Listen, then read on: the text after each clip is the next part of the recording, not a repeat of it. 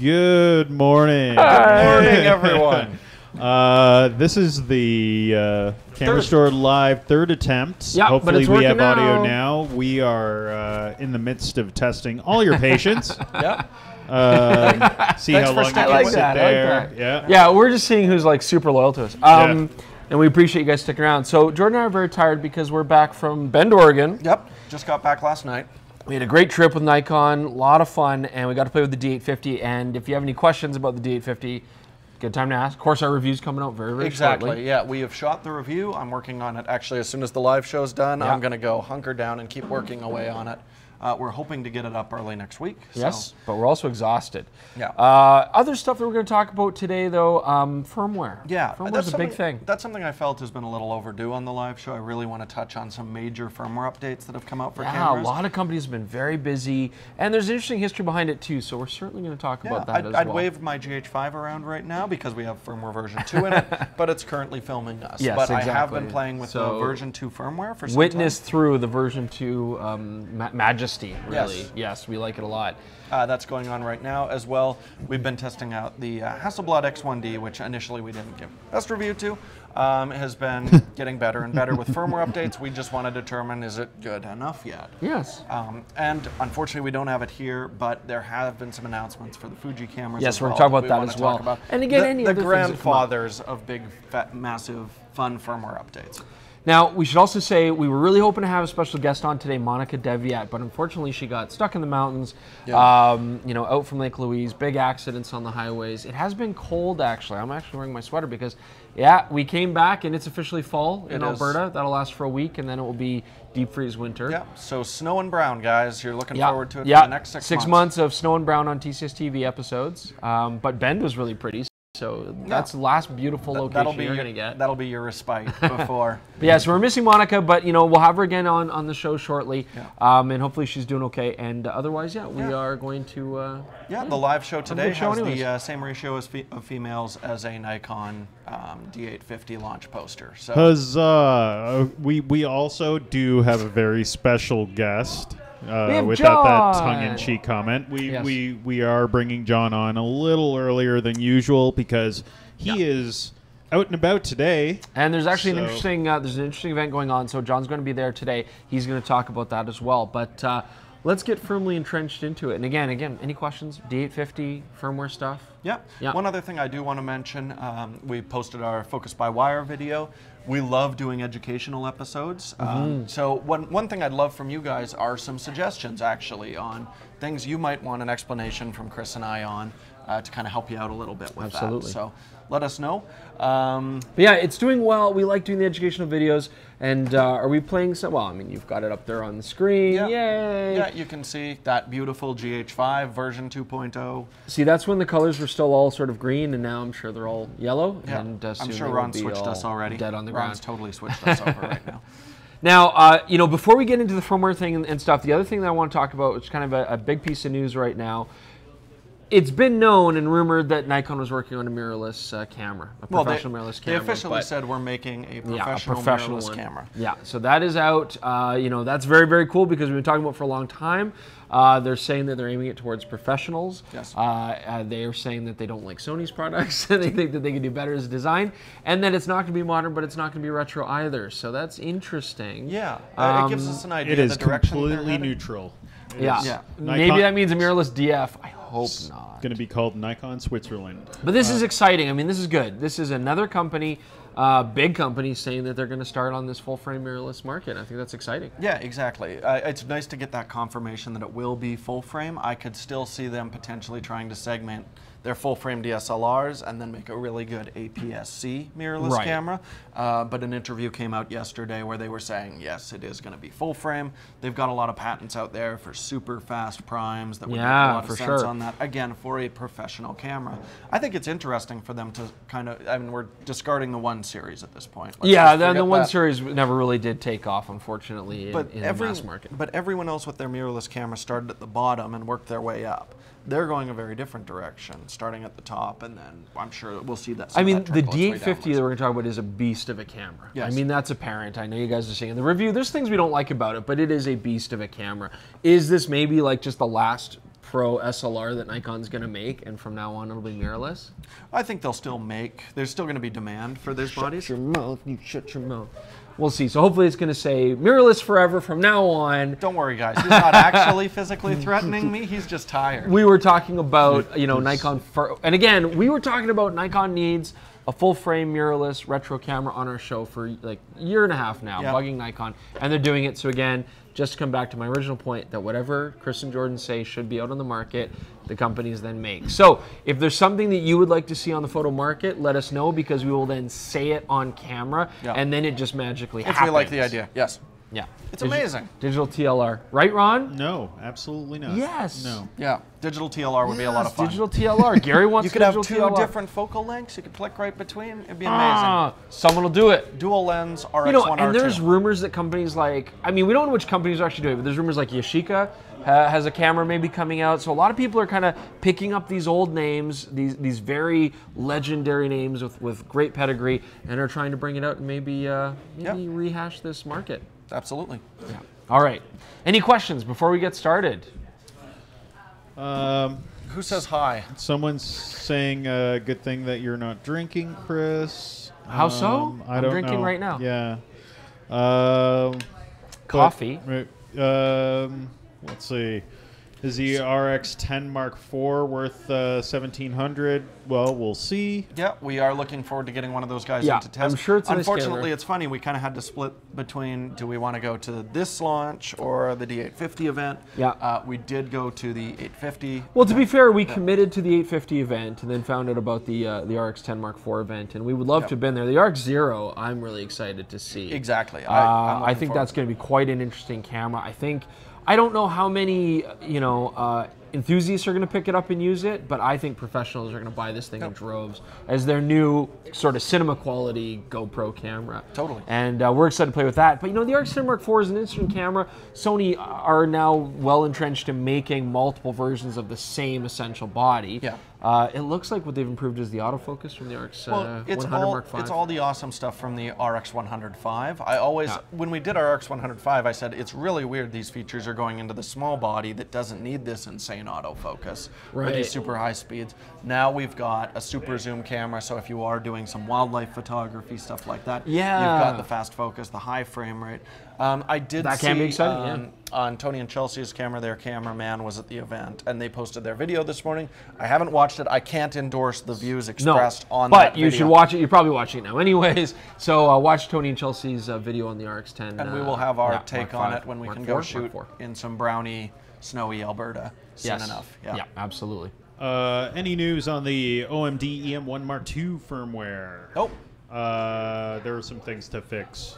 Ellipses. It's funny, we don't really we don't really hear much from Olympus in terms of firmware. It just tends to show up. Where a lot of the time we get a really nice heads up from some of the other manufacturers in terms of what might be coming down. Well, and we talked about this before, but it's true. As we get into firmware, I remember a time when the manufacturers would release a firmware, but it was almost like car companies releasing factory recalls. They would just kind of quietly put it out there, like, okay, there's bug fixes. Yeah. And now the companies have really switched over to making it a marketing thing. It's like this is a big release coming out. You're going to get all sorts of new features, whereas it used to just be bug fixes, right? Yeah. So, that's an exciting thing now, but they've changed their whole shift on it. It's become a very positive thing, whereas before it was largely, oh, we've got to fix it. But I mean, the Hasselblad X1D, we're going to talk about that too. Well, and let's talk about Fuji, because Fuji is really responsible for starting this whole trend in the first place, and they're carrying through with what they call their Kaizen, I'm probably mispronouncing it, model. No, actually, that wasn't bad. Thank you. You're welcome. And we've seen some smaller updates to autofocus that are going to be coming shortly for a lot of their current cameras. But the really cool thing for me is we're going to get 4K video and tethering support on the X Pro 2. On the X Pro 2, yeah. And again, people know if they've watched the show, I'm not like the biggest fan of the X Pro 2, but again, it is a testament to Fuji's dedication to their users, and they've been doing this for a long time, where they'll take a really old camera that other companies would have by that point basically just stopped supporting in that way, and they're like, no, we're gonna update autofocus autofocus on this thing, and we're going to give you new, well, in this case, 4K video features, which people are like, can we do it? We should be able to do it, and they did it. Well, and this is one thing I do want to kind of float. A lot of the Fuji upgrades, I really feel like they get suggestions from their ex-photographers or people using the cameras. Say, is it possible for us to do that? The thing that kind of bums me out a little bit about the X Pro 2 is when the camera was launched, they said, this camera is capable of 4K video. However, I'm going to find the list here. That is a feature that we're going to hold on to for the X-T2 because video features are more designed for the SLR style bodies, which kind of ran, to my mind, contrary to how Fuji's always done business. Yes, exactly. I know Nathan Elson, a good friend of ours, is like, I love my X Pro 2. I'm not a huge fan of the X-T2 form factor, but I want to shoot with my Pro 2 in the studio. Yeah, he doesn't want to be left behind. Yeah, tethering support is not going to be brought out for the X-T2, and they reversed their opinion on that, which I think is great. My chief concern is I would hate to see companies start to hold back features at launch so that they can make a big splash when they announce it as firmware later and kind of give that camera a second life of marketing. Right. I mean, and it's hard to say. I guess that brings the point, are companies actually doing that, right? I mean, and we don't know. You know, we don't know. And Panasonic, for example, is very good about supporting the GH4 with new updates like a year after launch or over a year after launch. GH5, of course, just got a big update as well. Well, and that's a cool one too, because they did say we were going to see some of these features when the camera was initially launched. They said 400 megabits per second was coming, but now look at some of the other stuff that they're throwing on there that wasn't in the initial firmware. For sure. Yeah, it's certainly a really cool thing. I mean, you know, regardless of whether they're covering up mistakes or just trying to be helpful, it's a positive thing. We as the end users benefit from this kind of new attitude about releasing new features, so it's excellent. Yeah, X Pro 2, I mean, yeah, they're talking about a lot of tethering support now, 4K video modes. Looks like Fuji's just kind of updating their AF tracking algorithm altogether for AFC. It's great to always see those small tweaks to it. A little bit faster focusing. Yeah. But this is something I've been thinking a lot when we talk about the Fuji cameras. I was like, there's an X-T2 firmware upgrade coming. Aside from some video features, if you're a photographer, I kind of had trouble coming up with a lot of things that camera really needs on the firmware side, besides hardware adjustments. And that's kind of what we're seeing reflected with the firmware updates for the X100F, X-T2.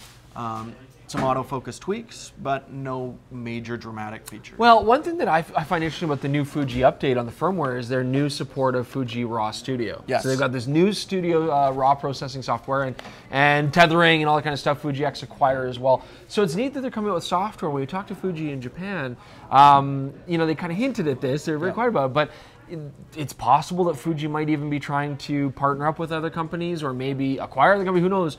But they're now trying to get into the sort of raw processing game. So maybe we'll see other manufacturers' files supported by their software. I don't know. Yeah, I think it's really cool. It's exciting. That's the cool thing about firmware. It's exciting because it's software. Things can change. The market can expand, right? I mean, we've seen this with phones. We've seen this with Android and iPhone. So now that kind of same mentality is coming to the camera market. And that can only be good. And I think it's really necessary. For a fun experiment, if you've got a Fuji camera, shoot RAW plus JPEG, open up the RAW files, and click on Use Camera Presets, which should give you the same file as the JPEG. Right. Night and day difference. I mean, consistently the Fuji JPEGs are going to be better looking files, I've found.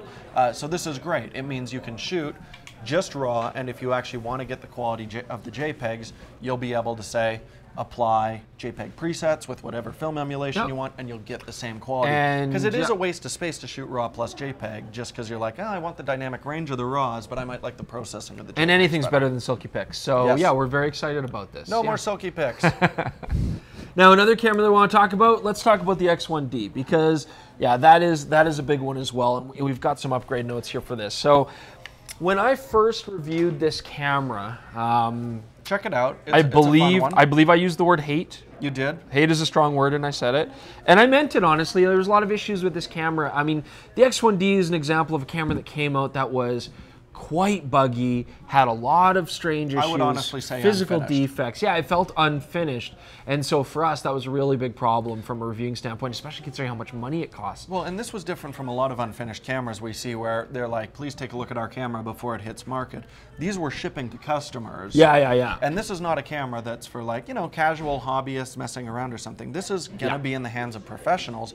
The camera's got to be consistent. It's got to work well. Yeah, it wasn't, and you know, I mean, all these companies have had it. You know, Nikon's had things like light leak issues and stuff like that.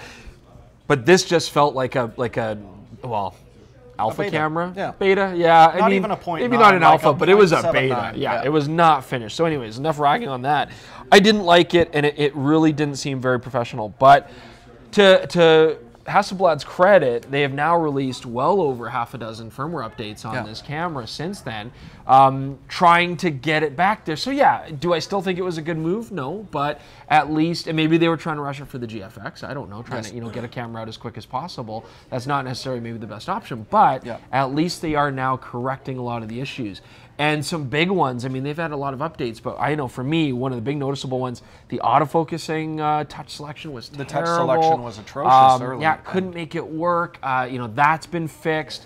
Speed of startup time, they're actually really improving, because that was another big complaint. Yeah. And I really like the standby mode they've added for this guy. So if you are actually out shooting, you do the big 9-second power it up to start the camera up, but then after that you can just throw it in standby mode if you don't use it for a bit, and it fires up instantly without a major drain on your battery. So it's not ideal, but it's a functional improvement. I want to talk about the latest one, because the latest one was pretty exciting. Well, not the latest, but 1.17.2, second to last. So one of the things they really did is they've added user selectable autofocus points, much smaller points, and I like this. The original camera, the autofocus points were quite large. It was really hard to get any precision, but now you can go down to a really small, I think it was 2 millimeter if I'm not mistaken, selectable autofocusing points. So it's great for getting just the iris in the eye or small details. I found love those that. focus points way too big huge. for selecting an eye. Absolutely. It was constantly the nose, things like that. Again, a really nice, usable, functional upgrade, because we've never really had that much of an issue with the hardware. Like, I love the grip. I love the feel of this camera so much. It was always the software inside, which is really promising, because they can keep working on this. What would you like to see? Well, the other thing they added that was really cool that I wanted to see, electronic shutter. So that's another big thing they threw in there. Up to 1/10,000th of a second, you've got electronic shutter. I'm sure the scan time's still not great. There's probably lots of rolling shutter, but there will be applications where that can be useful, and so I really like that they did that. Now, one thing I was curious about, because a lot of people have said, well, because it's a leaf shutter lens, that's why we're seeing that odd out-of-focus rendition. Did you see any difference using the electronic shutter? No, not really, but we're going to test that out and see if it's still there. But frankly, I mean, talking to Hasselblad, that's just the way their lenses look. And I don't like it. And that, unfortunately, can't be changed by firmware, I don't think. Lately, though, their last update was pretty minor. I mean, they've supported their new lens, the Macro 120mm coming out. But again, these are all good things. I'd like to still see live histogram. I think they're working on that, but I'd still like to see that. I mean, I know it's, again, this has been emphasized over and over, it's not a video camera, it's not a video camera. I'd like to see some controls in there. It's not a video camera, but it still has headphone jack and mic jack, which a lot of cameras which want to be video cameras still choose to leave out. Headphone jack, mic jack, but no audio controls. What I really want to see coming from this camera, so live histogram would be great. I think they're going to do that. They've now added in a more older firmware update, highlight warnings and things like that. But we do have this headphone jack here, and we do have this mic jack here, and so that is a physical input, so I want to see a physical remote. That would be great. Something that can trigger through the mic jack. I'm sure they can hijack that cable connection and give us an actual physical release cable. That would make this camera very interesting to me as a landscape body. All right, let's put this on the back burner for a moment. Let's get John out here so he doesn't have to do a mad scramble off to his secondary location. Okay, we'll talk about the GH updates. And then we'll get cracking with everyone's questions. John is going to come out here and talk about some of this stuff. John, I hope you are feeling nice and awkward. You are about to talk to all the internet. All of it. So get ready. Here I come. All right. And hopefully Jordan's going to go to the bathroom and leave his mic on this time, because that would be hilarious. Please, that'll be great. Make horrible, horrible sounds. Hi, John. How are you? I'm okay. Good. There's a microphone for me. There is right behind you. Okay. I am not drinking today, John, just so you know. Oh, you are just sauce to the gills, my friend. I can see it in your eyes. Hello, Internet. How are you today? So, John, why don't we talk about the event first? Because I want to end with the books that are coming up. But Market Collective is a kind of cool, grassroots, sort of artsy, farmers market style event. It's been going on in Calgary now for many, many years. Lots of fun. It's been sort of a traveling feast. They've had it at different locations all over Calgary. And this is the first time that it's been in its new location, which is just this incredible industrial space. Tell us where it is.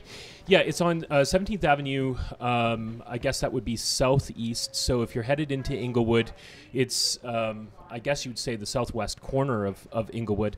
Okay. It's this massive industrial building. I believe it's actually just called the Inglewood Industrial Building. But it's this massive warehouse space. And yeah, it's...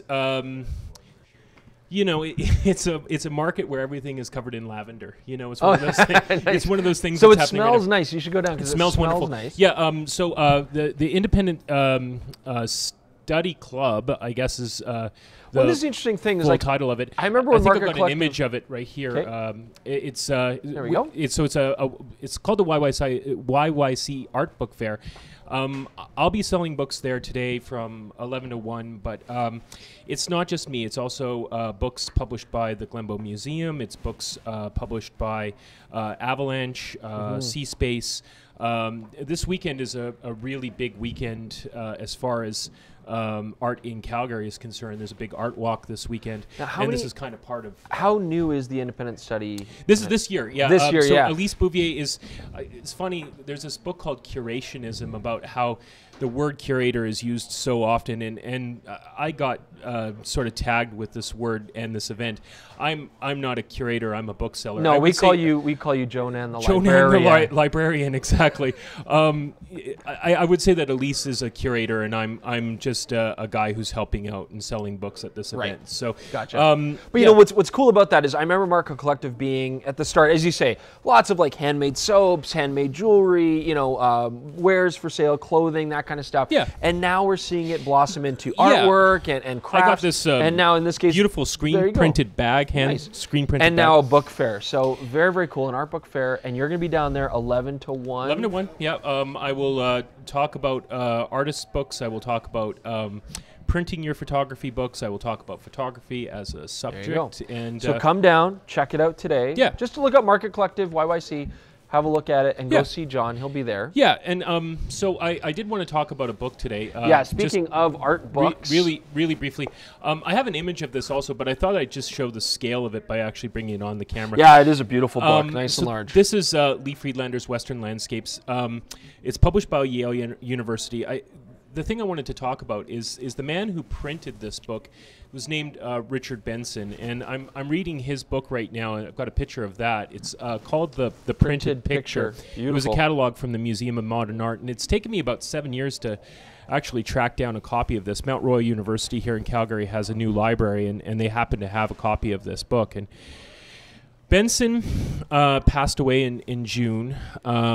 And it's a tremendous loss. He was, I think, the world's greatest book photography printer. This book, The Printed Picture, talks about all of the different ways that images and words have been technically manifested on the page over a huge period of time. And this book is a culmination. He worked a lot with John Sarkowski, who was the director of the Museum of Modern Art and its curator, a real curator. And if you can ask me a question here, so just for the home student, Richard Benson. So printing of books, did he also do darkroom printing? He also did photographic printing, and he was a very fine photographic printer. He came from a family of stonecutters and took the same mentality of very precise, very intelligent attention to crafts. One of the things that he talks about, he worked a lot with Lee Friedlander. He was a close friend. One of the things that he talks about in this book is how in the history of photography, the wide-angle lens was the hardest thing technically to develop, and telephoto lenses were much easier. They were simpler lenses.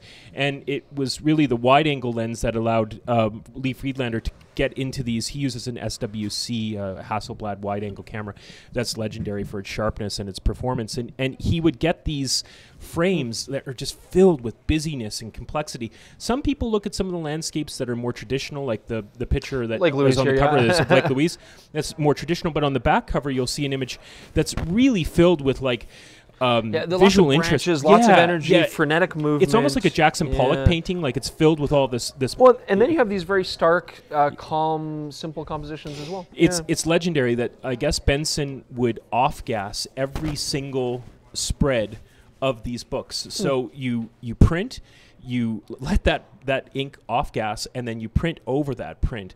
So interesting. to do that with 190 folios for thousands of books is, Very I mean, cool. it's a dedication to craft. And of course, Lee is, Friedlander's an excellent photographer. He's even been in the store. We've said hi to him. yeah, Lee Friedlander was actually here. I mean, this is legendary. I don't know if Lee Friedlander's out there. I don't Come know. back and see us in but it's Alberta. rumored that you were here in the store, and photographers like the wonderful George Weber, he counts that as this great moment of seeing his favorite photographer, Lee Friedlander. And what else did I want? Well, the thing that I find so beautiful about, just last thing I'm going to kind of touch on, it is this interesting relationship of professional photographer or artist and then the person who printed their work. And there was this symbiosis, there was this relationship. Maybe a conflict and stuff, who knows? But it was this beautiful. It was this beautiful closeness, and this beautiful collaboration that really brings this work together. And we do see that nowadays. And I know a lot of people have always wanted to do their own processing, their own developing. There's a great printer here in Calgary, Resolve, and a lot of people have a relationship with the guys at Resolve. And I mean, I think that like one of the things that Benson talks about is that it's important for a photographer. We're always saying it here. It's important for a photographer to try at least once to make a print. But it doesn't necessarily mean that you have to spend your life at that craft of making prints. It just gives you an insight into what it is that you desire, what palette you want, and then you can go to somebody who can actually make it happen Form for these you. relationships with people, build these collaborations, and make beautiful work. Did you know that Harry Dean Stanton died this week? Do you ever see Paris, Texas? That's a wonderful movie. Anyway, I thought I'd talk about that. I think I know him from Quantum Leap. Did you like that movie? You liked it. That's a great movie. I think. Right? Oh yeah, he was in Quantum Leap. Yeah, which anyway, I loved as a kid. All right. Well, John, you got to get going. So John is going to head down there, go to Market Collective, see him 11 to 1. Market Collective YYC. Yes. No, it's so it is Market Collective, and it is the independent study. I guess club. It's sort of a salon. I'll be there for a couple hours. There you go. John's going to the salon. Hi. Yeah. Yeah. Jordan's looming. Get it done. Okay. All right. Jordan's coming back. Thank you, John. Bye, Have everyone. a good time. Thank you, Have fun. John. Jonan, the librarian, everybody. You love it. Bye. Welcome Hi, back, Jordan. Hey, good to be back. And Any comments, any questions, Ron? Anything you want to talk about? whoa, let's see. Where did John? Any comments about the Fuji XE3? Oh, I have thoughts on the XE3. All right. Yeah, it's funny. We were going to talk about the XE3 last week, and Mike was awesome, so we just let Mike. Kind of keep ran out talking. of time. Yep. But we actually got a chance to look at it early, just kind of a mock-up of it. And I love the design of the XE3. I think it's probably the most beautiful camera that Fuji's released so far. Wow, that's saying a lot. And I really think it's kind of a smart idea. They needed to separate the XT20 from the XE series a little more than they did before. You know, the XE2 and the XT10. You don't get to have your phone, John. Sorry. That's live TV. That's live TV. Yep. Yeah. No, it's going to be nice. We're excited to see it. A smaller body than we saw before. It's an odd digital camera because it's one of the few without a four-way joystick on it. Like there's no four-way controller. I really love. Which can be interesting for menus. You're going to have to use the autofocus joystick for it. But it's a small camera with the autofocus joystick, which is amazing. Yeah, the little thummy thing. Oh, actually, what's really cool, I just want to mention too, firmware, while we're on the topic, XT20 has the update. You can use the touchscreen while looking through the viewfinder. Which is one of my favorite things. Me too. So these are great ways, I mean, hopefully to mitigate issues like not having joysticks for your focusing points and stuff like that. So yeah, I think they're very smart. The XE series needs to be something that's designed to be sleek, small, to separate it from the XTs. I think this is a great step in that direction. I would have loved to see, something new, obviously. Do you think they're saturating the market, in their own market? We've got XT20, we've got X Pro 2, XT2, XT20, we've got now XE3. I think basically you look at the feature set you want and the design that you want, which does make sense in the Fuji line as far as I'm concerned. Should be exciting. If you don't need the Pro style bodies, you can go to the 20 or the XE3. You're getting very similar functionality from both of them, but two different form factors. Absolutely. Both sexy cameras, though. And Jordan says the most beautiful Fuji camera of all time. Yeah, you can throw it on. Fuji rumors, post that on. Okay. I say it's their sexiest camera ever. Okay. Keep going. What? Cool. Keep going. Let's talk about the GH. Okay, yes. So GH5, definitely our favorite video camera that we've been using for our production. Yeah. And they did get a big firmware update just in the last, well, I guess month. Well, no, they haven't. It's not available for the public yet. Oh, we okay. got it. We've got it, The yes. version 2. We've been playing for about the last Now, month. this is important. We've got some of the features unlocked. We can look at image quality, but it's not finished yet. No. So, you know, it has been a little bit flaky while I've been out shooting. It's actually funny. We were shooting the focus by wire video this week, and I forgot to mention one thing that drives me crazy with focus by wire. If your camera, for some reason, like crashes or something like that, it resets the focus. It might reset your focus.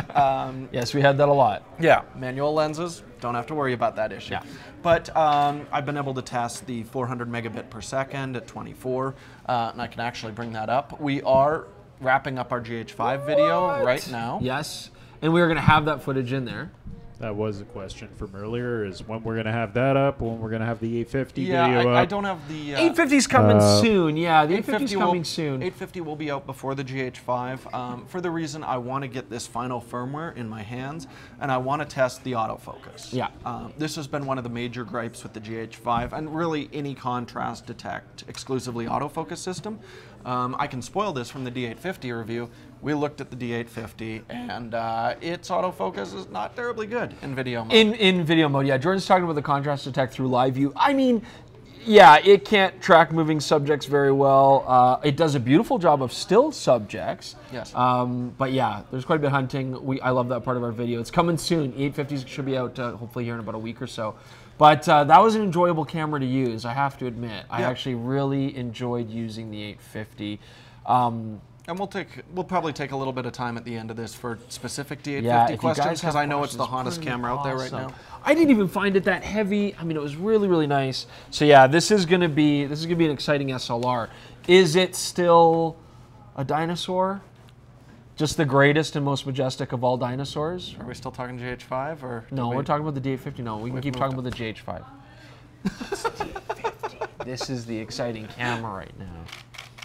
It's like a Tyrannosaurus that breathes fire and chews on trucks.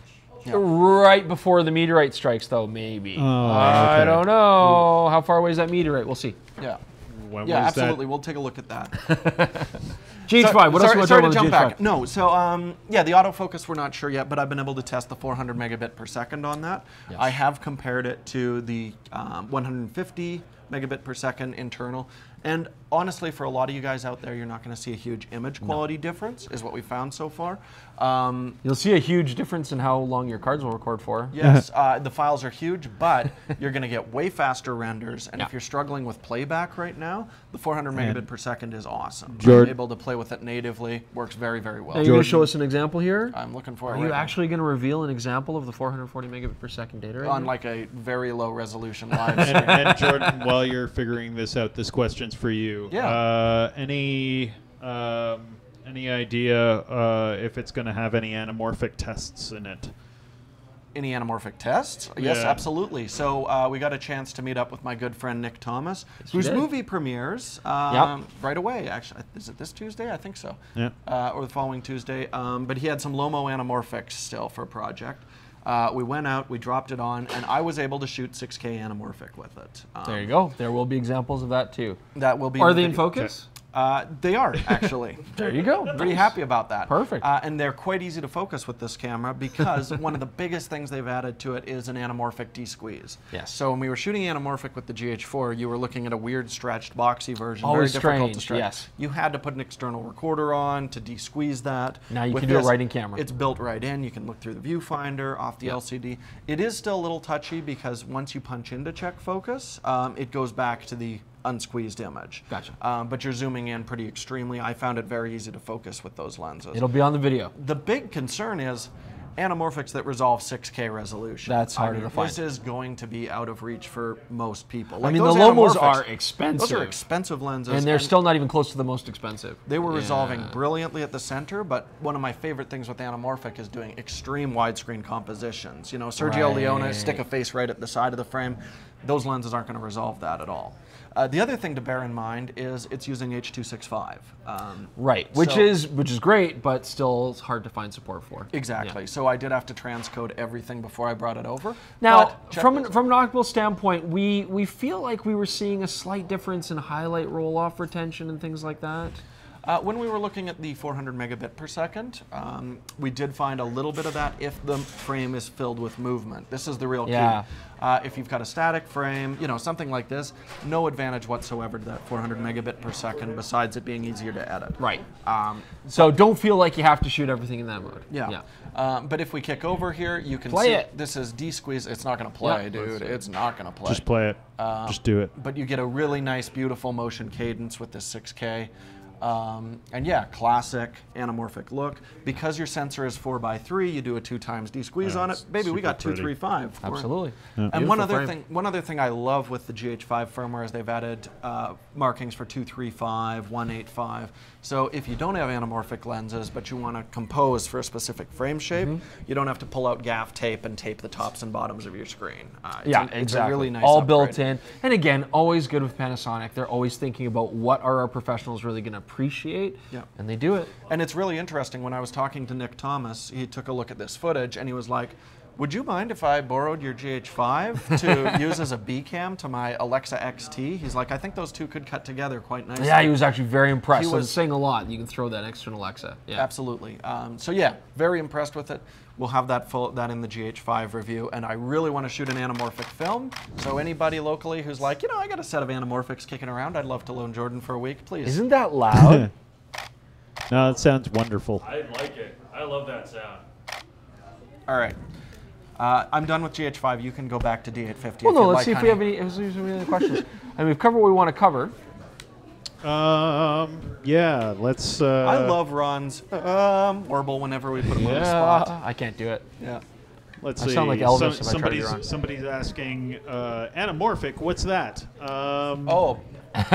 Yeah, we actually... No. Do we have an hour and a half? Do you want to go down that rabbit hole? No, you can actually watch... Cool. We've got a short, if you search... Yes. Camera Store TV, just look TCSTV anamorphic. Go robot. Search. Yeah. Actually, I will throw it up here, and you can see some, certainly not 6K anamorphic footage from the SLR anamorphot, which isn't even a 2x anamorphic. Right. That we've looked at before. I bet I can find it. Now, we slapped it, if I'm not mistaken, we slapped it on GH4, didn't we? No, that was actually on an old Sony camera. It was before the GH4 firmware came out. We also, if you take a look at ours, we have the GH4 anamorphic test. Oh, there you go. That's what I was thinking. Where we tested that quite a bit more extensively. So we did an instructional on anamorphic, and we do also have some tests on the GH4. And again, that's interesting. Just kind of comes back full circle to there was an update that Panasonic threw in on the GH4, basically right at the end of its life. And again, we tried it. It was a neat thing to have. It kind of breathed another kind of creative output into that camera. Yeah, I love the idea. Just bear in mind, anamorphics are going to be, if you're looking for actual anamorphic lenses, they're going to be tough to find. Very expensive, yes. And very expensive. Yeah. The adapters are great, but I'm hoping that a budget line, Vedro is initially going to do it. We're going to see some budget anamorphics because it's such a cool aesthetic that I'd like to see more filmmakers. Maybe there's that creative type that you know in your group of friends, and maybe you don't like that person very much, but then they have anamorphic lenses. Be nice to that person. Be nice to that person. Feign enjoyment of their company and borrow their lenses. Yeah. I've got Trevor right here shooting off a string about how this 6K is fake. Yeah, I mean, the 6K capture is, so basically you're getting 6K anamorphic if you shoot, oh, look, there's some anamorphic footage right there. Yeah. The lens is a little misaligned there. Those are tough to get focused. Yes. But this conversation looks like it's actually happening between someone who shoots a red and then someone who is implying. A true 6K is in a 185 aspect ratio. Yes. Yep. Yeah, exactly. This is a 4x3. I do think it's somewhat mismarketed, honestly. Sure. Absolutely, yeah. But if you de-squeeze that footage with the 2x, then yes, you're going to get that classic aspect ratio with the 4x3 sensor. if you're going to use that and crop it to a 16:9 or a 185 ratio, it's well under a 6K standard. Yeah, closer to a 5. And it's tough. I mean, the companies right now do love to throw out numbers with the letter K behind it. You know, Nikon's 8K time lapse, stuff like this. I mean, because it is a marketing kind of thing. Yeah. It is not true 6K, but it is still very high resolution and a very, very powerful camera for using it. And I just think the sensor is capable of it. I may not love how it's been marketed, but I love the option of, hey, if you want higher resolution, go for it. Yeah. One thing I will say could be a concern with that anamorphic adapter is you do have a 5-minute record limit cutoff with it. Right. Just owing to that H.265 compression, and it was originally built for the 6K photo mode, all of those features. So you should be aware of that if you want to do a giant 10-minute anamorphic take. I respect your ambition, but you're not going to be able to do it with this camera. Yeah, unless you get a really, really subtle way to break and then restart frame. Yeah. Oh, sorry, it was Dalbor who said that. Oh, okay. Yeah. Hey, Dalbor. Hi, Dalbor. Yep. Dalbor. By the way, Dalbor's getting really badass with a bow and arrow. I have Yeah? to say, I've been seeing a lot of his archery, and yeah, he's getting very, very good. Heck so yeah. not only is Dalbor saying the 6K is fake, but you also can't mess with him because He's going to record his stuff. He's Yeah. getting Very good fake with those 6K. Don't go talk to him and be like, that's real 6K. yeah, Intimidating exactly. man. No, Check out my no. archery skills.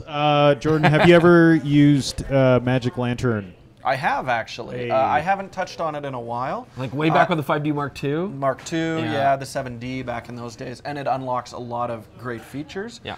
I just found most of those features, you know, when we're shooting the RAW and stuff like that, it's a lot of work for me to convert those over. And when I'm like, oh, this is a job that would warrant me shooting it in RAW, I need a bulletproof camera. Yeah. Plus, honestly, and Magic Lantern's gotten more stable, but I'd still hate to be on set and be Yeah. like, oh, hang on, I got to reinstall, an OS. Yeah, and you know, by that point, we, you know, as it was really becoming prevalent, we started to switch over to mirrorless cameras, or you know, more purpose-built video cameras like the FSs and stuff from Sony that we really enjoyed using. So yeah, we didn't really need to go down that road. I mean, I think it's great what those guys are doing. I just feel like it's a bit of a lost cause with that form factor because most people who are really going to utilize those features have moved on to SLR video is mirrorless dead. cameras. SLR video is dead. SLR video is dead. I think SLR video SLR video is dead. The D850 kind of confirmed it. I enjoyed shooting, enjoyed the quality that came out of it a lot. I was floored, actually. The quality is beautiful. Yeah. Yeah. And actually, and I mean, honestly, 5D Mark IV quality is beautiful as well, but yeah, Jordan and I just don't really feel like SLRs are a viable option to do video. There's much more affordable and capable video cameras out there. Yes, and, ARXV, dead. And frankly, yeah, I think the industry's finding that too. People just don't want to bother with the difficulty of it. And I know some people are still probably rocking 5D Mark IIs and telling us to shut our mouths right now. yeah, but those are people who hopefully that camera is primarily for photo for them. Yeah.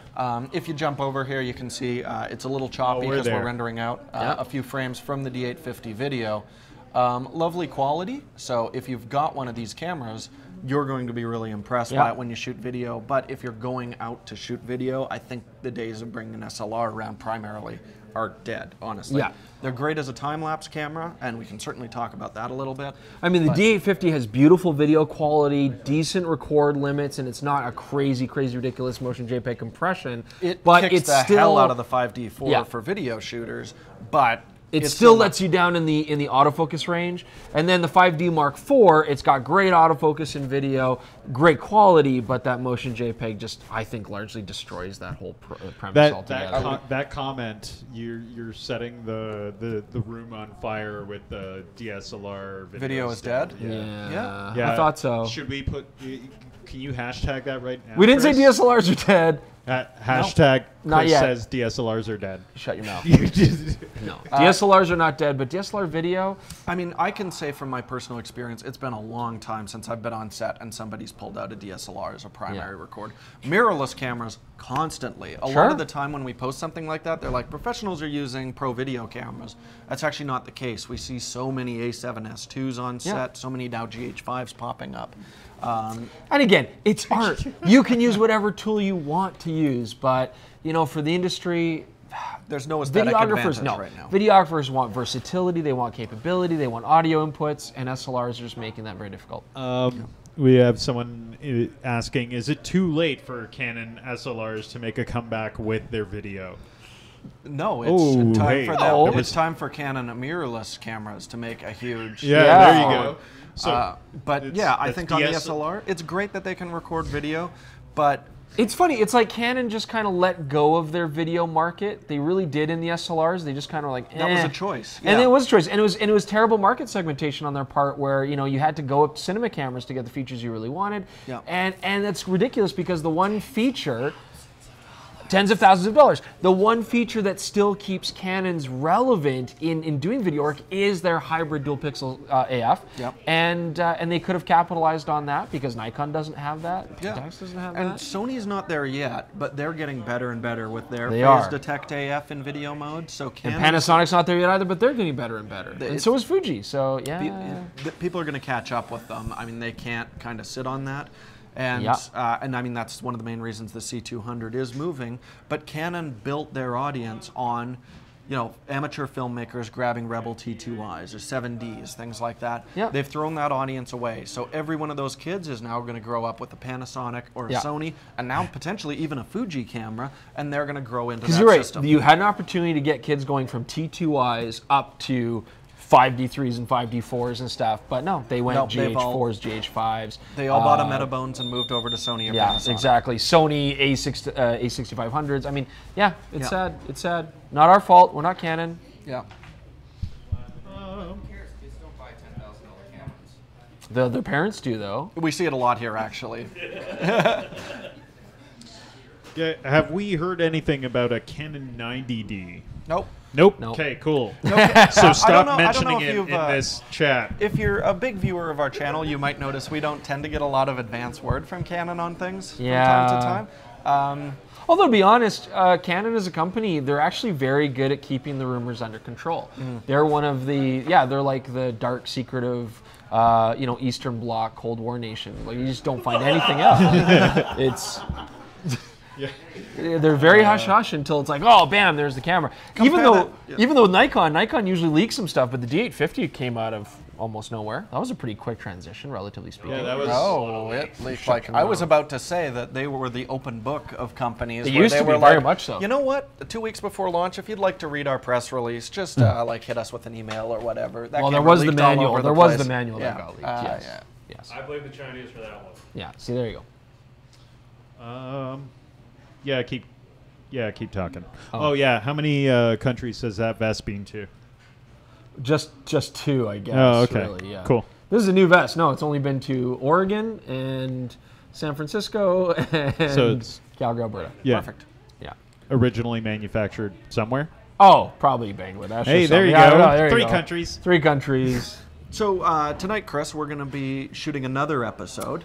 We're going to be at Beakerhead. Yes, we're going to be Beakerhead tonight, so we'll be asleep, but we're going to do it. It's going to be great, and it looks like we're going to be looking at the new 24-70s. That's our hope from Tamron and Sigma. If they're in stock, we'll we haven't even checked that. We haven't just checked that yet. But we are going to be out at Beakerhead tonight, and if you're in Calgary and you're not shooting, go out and shoot. Go shoot Beakerhead. Hey, I'm going to swipe the D850 tonight. Tweet at us or whatever. We're going to let people know where we're at. You're not swiping the D850, Ron. Though. No, you're not, because, I'm taking the one that I took to Oregon. No, but, I'm going to take that one. If you want to take the demo, you can take the demo. No, this is a discussion that should happen off camera.